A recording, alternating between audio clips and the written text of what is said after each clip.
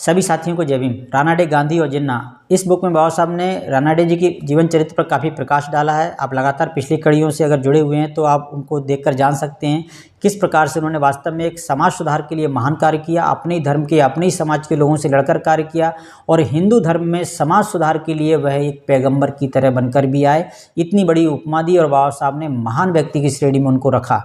तो बात आती है कि बाबा साहब ने कहा कि समाज सुधार का कार्य और एक राजनीतिक सत्ता का कार्य, तो जो राजनीतिक सत्ता को प्राप्त करने वाले जो लोग थे उनके लिए जो प्राथमिकता उस पर थी, समाज सुधार पर नहीं थी, वो उनके विरोध में थे और उनके जो कार्य पर बहुत सारी बाधाएं भी डाली और अंततः उनकी जीत भी हुई, क्योंकि सत्ता जो है सबसे पहले हासिल हुई और उसके बाद जो समाज सुधार के कार्य जो है होने नहीं दिया गया। लेकिन उस समय प्रमुख जो समस्याएं थीं बड़ी बड़ी, उसमें एक जो समस्या, जैसे आप जस्ट पिछली कड़ी में जान सकते हैं कि जो है बाल विवाह, तो उस पर बाल विवाह पर जो है बहुत बड़ा जो है विरोध हुआ पूरे उसमें कि इसकी आयु सीमा बढ़ाई जानी चाहिए, लेकिन धर्म विरोधी लोग, रूढ़िवादी लोग जो है चाहते ही नहीं थे। तो बाबा साहब ने कहा रानाडे का कार्य जो है वास्तव में एक महान व्यक्ति की श्रेणी में है, तो उनकी तुलना भी की जा सकती है। वैसे तुलना करना सही नहीं है, लेकिन तुलना की जा सकती है। तो बाबा साहब कहते हैं कि तुलना करने के लिए उनके समकक्ष या उनके जैसे कार्य करने वाले कोई व्यक्ति होना चाहिए।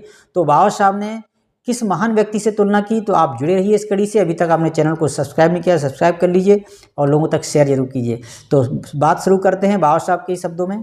तो बाबा साहब कहते हैं रानाडे को भले ही पूर्णतः विजय ना मिली हो, परंतु उनका पक्ष गलत नहीं था और निश्चित ही वह कभी भी गलत के पक्ष में थे भी नहीं, जिस प्रकार के उनके कुछ विरोधी जो कहते थे। तो अब बात आती है रानाडे की तुलना अन्य लोगों से कैसे की जाए।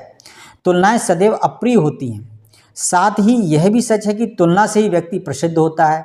वास्तव में तुलना करते समय यह बात अवश्य ध्यान में रखनी चाहिए कि रुचिकर तथा शिक्षाप्रद तुलना होने के लिए वह सदैव समान व्यक्तियों के बीच की जानी चाहिए। तो सही तुलना है। सौभाग्य से यहाँ तुलना की गुंजाइश है।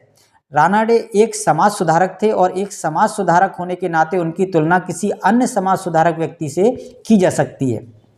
तो विशेष रूप से यह तुलना रानाडे तथा ज्योतिबा फुले के मध्य हो सकती है। देखिए कितनी बड़ी बात है। ज्योतिबा फुले जो बाबा साहब जिनको अपना गुरु मानते थे, उनकी तुलना में जो है उन्होंने रानाडे जी के साथ की, तो कोई छोटी मोटी बात नहीं थी। और बाबा साहब ने जो है स्पष्ट कहा कि उनकी अगर तुलना अगर किसी से करनी है तो वो भी दूसरे समाज सुधारक व्यक्ति के साथ की जानी चाहिए। तो निश्चित तौर पर जो है ज्योतिबा फुले जी के साथ उन्होंने उस समय तुलना की। आगे बाबा साहब कहते हैं फुले का जन्म 1827 में तथा स्वर्गवास 1890 में हुआ और रानाडे का जन्म 1842 में तथा स्वर्गवास 1901 में हुआ।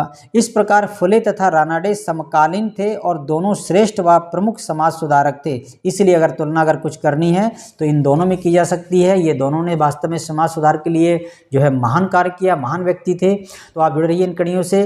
बाबा साहब जो अगली कड़ी में बताते हैं कि ये समाज सुधार का जो तुलना उन्होंने बाबा साहब ने ज्योतिबा फुले से कर दी, लेकिन राजनीतिक भी जो है सुधार में जो उनकी भूमिका थी, यानी कि कहते हैं ना कि रानाडे राजनीतिक व्यक्ति नहीं थे, लेकिन बाबा साहब कहते हैं नहीं, वो राजनीतिक भी थे।